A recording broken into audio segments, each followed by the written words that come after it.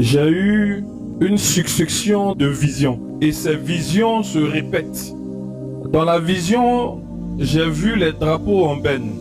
J'ai vu l'étendard, les drapeaux qui se sont abaissés et un deuil national a été prononcé. Quelqu'un de très important dans notre nation va partir en ce temps où nous sommes. C'est une disparition brusque qui va... Hello les amis, j'espère que vous allez bien dans le précieux nom de notre Seigneur Jésus-Christ. Et bien ce prophète, cet homme de Dieu annonce toute une querelle d'événements, plusieurs événements qui vont se produire dans la nation ivoirienne très bientôt. Suivons ensemble sa vidéo. J'ai eu une succession de visions et ces visions se répètent. Dans la vision, j'ai vu les drapeaux en benne. J'ai vu l'étendard, les drapeaux qui se sont abaissés et un deuil national a été prononcé.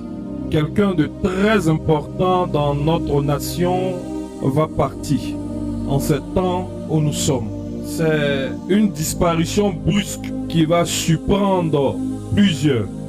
J'ai vu le ciel de la Côte d'Ivoire qui a commencé à noircir par rapport à cette disparition. Le problème, c'est que j'entends des gens pleurer, je vois un deuil national, mais quand je me projette dans la vision pour voir la personne de qui il s'agit, il y a un flou qui est là, il y a un voile qui se présente. Tout ce que je sais, c'est qu'une personne très importante dans cette nation va nous dévancer auprès du Père. Et c'est une nouvelle qui va surprendre beaucoup.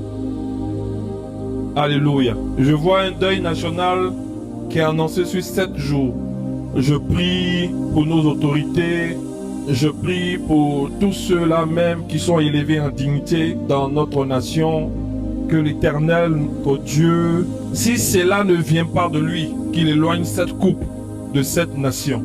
Mais si telle est sa volonté, et si cette volonté inchangeable, alors qu'elle s'applique. Alléluia. Que Dieu bénisse notre pays. La Côte d'Ivoire va connaître un temps rapide. Alléluia. Ce que vous voyez n'est rien encore à comparer à ce qui est en train de venir.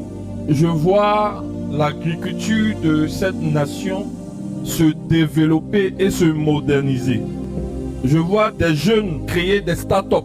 La technologie va entrer dans l'agriculture. Les rendements, le sol ivoirien va donner des choses importantes. L'exploitation du café et du cacao va augmenter. Alléluia.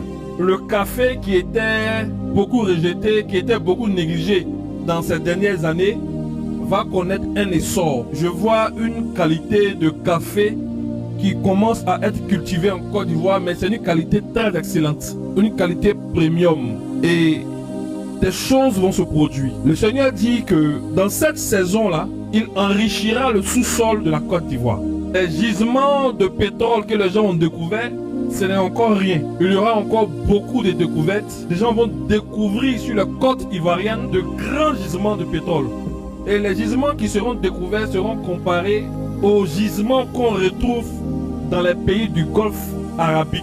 Je vois en esprit une ruée de personnes sur la Côte d'Ivoire. C'est-à-dire, je vois un exode de personnes, des gens quittés dans leur nation et venir en Côte d'Ivoire parce que ce pays sera un Eldorado, un pays où plusieurs viendront pour s'enrichir. Mais ma prière dans tout ça, c'est que les enfants de cette nation puissent eux-mêmes bénéficier et eux-mêmes vraiment jouir des richesses de cette nation. Si j'ai un conseil à donner à plusieurs en ce temps-là, d'encourager vos enfants à adopter les filières qui sont en rapport avec la technologie, qui sont en rapport avec l'intelligence artificielle, qui sont en rapport avec tout ce qui est pétrole, gaz. Alléluia. Dieu fera passer la Côte d'Ivoire à une autre étape. Des villes telles que Bouaké, des villes telles que San Pedro, des villes telles que Yamoussoukro, des villes telles que Daloa vont connaître un essor fulgurant. Des villes telles que Adiaké, Korogo. Vous allez voir des immeubles qu'on voit au plateau, dans certaines villes de l'intérieur. Dieu va enrichir ses enfants dans cette nation et dans cette saison. Et parmi les personnes que Dieu va enrichir, je vois plusieurs personnes, des jeunes et des jeunes chrétiens. Alléluia. Je vois en cette saison-là que Dieu va positionner ses enfants à un niveau très élevé. Parce que Dieu a décidé d'enrichir l'Église. Et donc, il va donner l'intelligence aux enfants de Dieu d'investir dans des domaines qui leur seront rentables demain. Je vois des jeunes chrétiens de 20 ans, de 21 ans, avec des comptes bancaires énormes. Je vois des centaines et des centaines de millions dans le compte de ces jeunes chrétiens. Et Dieu dit que c'est lui qui enrichira ces personnes pour que ces personnes soient des acteurs de ce dernier grand réveil spirituel qui est en train de vouloir s'annoncer sur toute l'Afrique entière. Alléluia. Mais écoutez-moi très bien. Il y aura un scandale qui va se lever. Des personnes vont être débarquées de leur poste. Il y a des têtes qui vont tomber dans cette nation. Quand je dis tomber, je ne parle pas de mort. Mais vous allez entendre dans les temps qui suivent qu'il y a des personnes qu'on va attraper parce qu'elles auront volé l'argent de l'État. Et je parle de milliards. Ça va prendre une envergure nationale. Beaucoup de têtes vont tomber. Ça va commencer dans certains ministères. Alléluia. Parce que le pays est en train de partir dans une phase de positionnement. Alléluia. Écoutez-moi bien. Les gens vont jalouser un peu la Côte d'Ivoire. Tellement que Dieu sera en train de faire des choses extraordinaires avec cette nation. Des noms vont tomber. Des gens vont se retrouver en prison. D'autres vont fuir le pays pour éviter la prison à cause du scandale qui va sonner sur eux. Ça va eux-mêmes les surprendre. Alléluia. Je ne parlerai pas de la mort du chef. Alléluia. Mais avant que le chef ne quitte là où il est en ce moment, il va se ressaisir sur beaucoup de choses. Surtout sur ses collaborateurs. Écoutez-moi bien. Beaucoup des collaborateurs du chef vont tomber. Des personnes insoupçonnées. Des personnes qu'on ne pensait jamais que le chef pouvait mettre la main sur eux. Et ce vent va positionner beaucoup d'autres personnes. Il faut qu'il y ait de la place. Il faut que des têtes tombent pour que d'autres têtes soient élevées. Il faut que des personnes libèrent les sièges pour que Dieu puisse positionner ses enfants. Alléluia. Le pays est en train de prendre un virage très important. La Côte d'Ivoire est bénie d'avoir des personnes. Vous savez, dans ma vision, je me suis retrouvé vers Tabou, pays Koumen.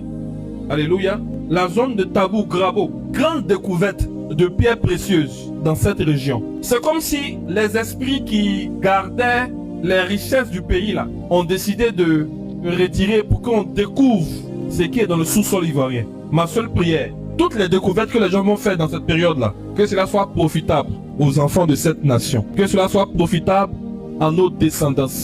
Alléluia.